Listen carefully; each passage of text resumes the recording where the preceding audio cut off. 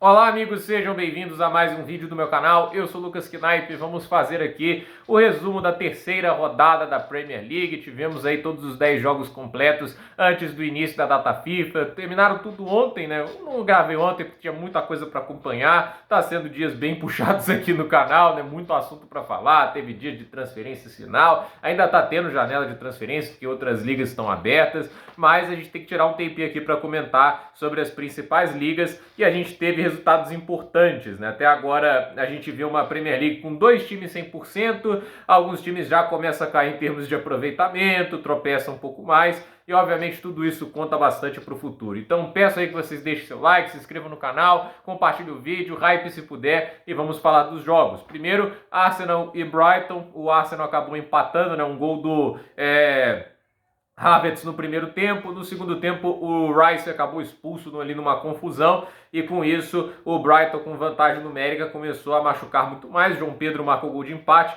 Por pouco o Brighton não conseguiu a vitória. 1-1 aí que mostra um Arsenal que mostrou bastante organização, né, quando estava com a menos. Acho que o resultado assim acaba ruim por perder pontos, mas por um outro lado nada de gerar pânico, foi só apenas uma circunstância da rodada. O Brentford ganhou do Southampton por 3-1, uma baita vitória para a equipe do Brentford.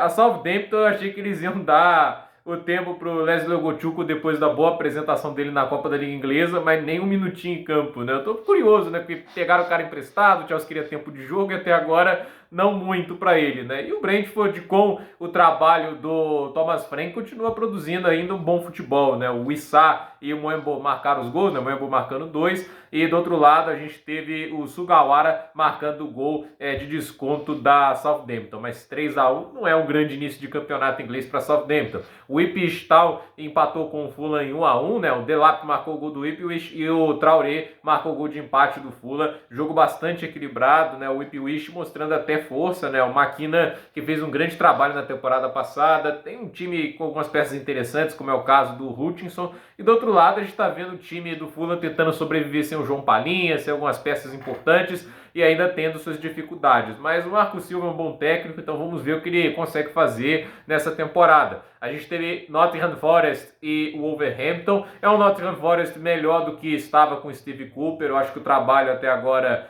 do Nuno Espírito Santo, por mais que não seja brilhante, já traz alguma, pelo menos assim, sentido tático, né? Era muito perdido o trabalho do Steve Cooper. Acho que as escalações são mais lógicas, a maneira de jogar está mais simples e efetiva, e 1-1, né? Apesar de um volume de contratações ainda muito grande que eles fazem, né? O Chris Wood marcou o gol para o Nottingham Forest e o Jan Hincher Bellegarde, né, marcou o gol de empate do Wolverhampton. Então 1-1, um ponto para cada lado. O Everton, que está cheirando a rebaixamento, sofreu ali um vexame, né? Tava vencendo por 2-0. O Michael Keane tinha marcado o gol, o Calvert-Lewin fez 2-0, só que aos 87 minutos começa a reação do Bournemouth, né? O Semenyo, o Cook e o Sinisterra marcaram os gols da virada, né? E de novo eu venho aqui ressaltar como que esse elenco do Everton tem problemas a resolver, né? Tipo, é um quarteto de trás, assim, Nikolenko, Salmus Coleman, Tarkowski, Keane. O Tarkowski é o melhorzinho aí, né? Mas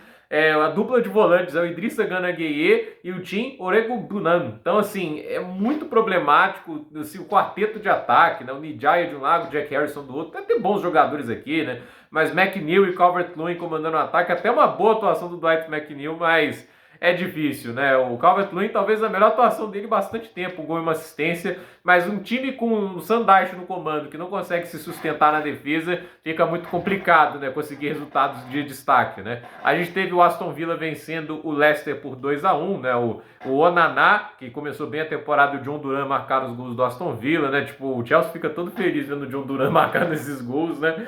E assim, entrou bem no lugar do Ollie Watkins, que começou abaixo essa temporada, né? O Bunamonte marcou o gol do Leicester, mas é mais uma derrota para a equipe do Steve Cooper, ainda tentando entender o Steve Cooper como técnico, mas vamos lá, vai que ele cala minha boca e consegue uma recuperação. A gente teve o Manchester City vencendo o West Ham por 3-1, marcando todos os gols do jogo, porque o gol do West Ham foi contra do Rubem Dias. E assim, a ideia do West Ham agora é ter um cara que trabalhe mais o futebol de posse de bola, como é o caso do Julian Lopetegui. Eu já discordei de algumas coisas que ele fez, né? Tipo, não gostei da ideia do James Ward-Prowse saindo, não vejo o Guido Rodrigues acima dele de maneira alguma.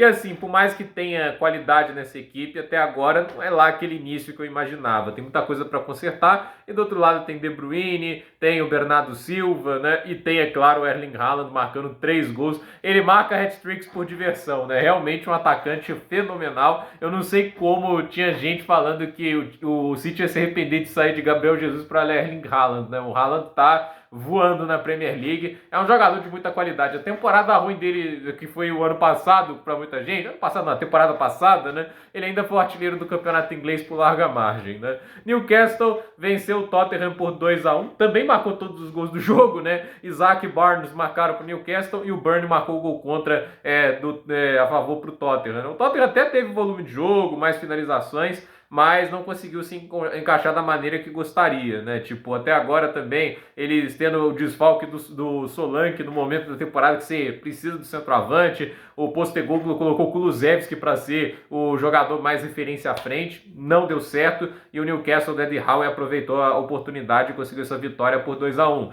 A gente teve Chelsea e Crystal Palace, empate em 1-1, né? O Chelsea dominou boa parte da partida, teve mais posse de bola, mais finalizações, mais grandes chances criadas, mas no final das contas não aproveitou. Porque o Nicolas Jackson não é lá o centroavante mais preciso, os pontas não jogaram bem, seja o Madueke e o Neto. O Madueke teve até esses momentos driblando, criando jogadas, às vezes perdeu 2 gols.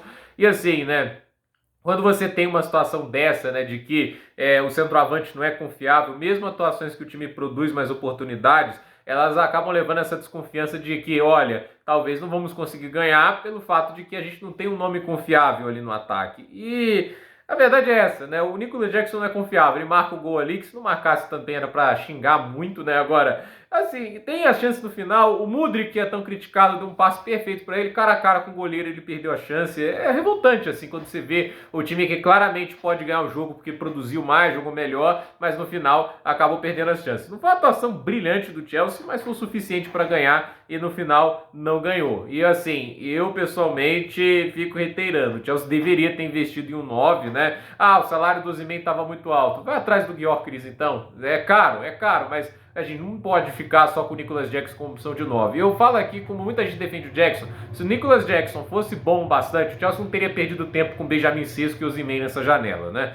E a gente teve para encerrar a rodada a vitória de 3-0 do Liverpool contra o Manchester United, né? O Ten Hag voltando a ser muito criticado, né? Eu acho assim, o grande problema pro Ten Hag foi como a defesa se portou mal nesse jogo, né? E assim, não é um dos nomes mais confiáveis, a atuação do Casemiro foi terrível, o Kobe Mainoo também não jogou nada bem. E assim, você tem um quarteto de zaga, o Mazraoui foi o melhorzinho, o De Ligt jogou muito mal nessa partida aí, o Lisandro Martinez também não foi lá grandes coisas e é muito vulnerável no jogo aéreo, o Diogo Dalot ali também não teve uma grande atuação, tem muitos buracos para se tapar nesse elenco, essa é a verdade, né? Tipo, por mais que você traga alguns jogadores interessantes, o United ainda tem muitos problemas e o Zirkzee jogou muito mal, ainda não tem aquela referência do cara que vai garantir gols e a defesa não traz segurança, então é uma combinação muito negativa para o Manchester United, enquanto esse time do Liverpool ainda tem muitos jogadores bons, o Salah voando, e assim, uma defesa que até agora impressiona, porque não tomou gols em 3 jogos, né? Vamos ver por quanto tempo se sustenta isso, né? E assim,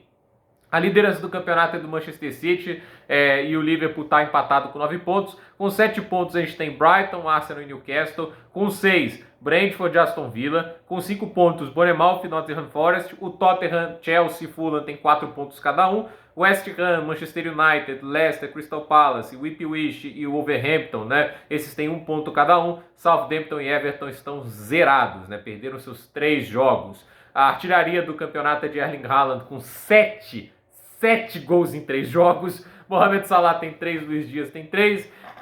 O Cole Palmer tem 4 assistências. O Mohamed Salah 3, Bukayo Saka 3. Impressionante também, 4 assistências em 3 jogos. Gols mais assistências, o Salah tem 6, o Haaland tem 7, o Cole Palmer tem 5. Então, esses são os principais até agora, né? Só ver umas coisas aqui, né? Tipo, alguns times, né? A melhor ataque até agora, City com 9 gols, Liverpool com 7, Chelsea com 7. Melhores defesas, o Liverpool com nenhum gol sofrido, Arsenal com 1 gol sofrido e o City com 2. Grandes chances criadas, Liverpool lidera com 16, o City tem 11 e o Chelsea tem 11. Grandes chances perdidas, o United com 9, o Liverpool com 9, o Arsenal com 7. Né? O Liverpool com 9 é o Darwin Núñez Effect, embora até agora não tenha jogado tanto assim. Né? E assim, Esses são alguns das estatísticas. Deixa eu ver só se tem aqui goals expected, né? Que normalmente eles colocam. Não tem, né? Então é uma pena, né? Eu acho que seria legal esse negócio do expected goals. Mas falando só das partidas que vamos ter na próxima rodada, dia 14, ou seja, daqui a bons dias, 12, né? Southampton e Manchester United, Manchester City e Brentford, Liverpool e Nottingham Forest, Fulham e West Ham, Crystal Palace e Leicester, Brighton e Ipswich, Aston Villa e Everton, Bournemouth e Chelsea, o encontro do Kepa contra o Chelsea, Tottenham e Arsenal, e Wolverhampton e Newcastle. Então, a ver o que sai dessa rodada. Gente, por esse vídeo é isso. Dúvida nos comentários, deixe seu like, se inscreva no canal, compartilhe este vídeo e até o próximo vídeo.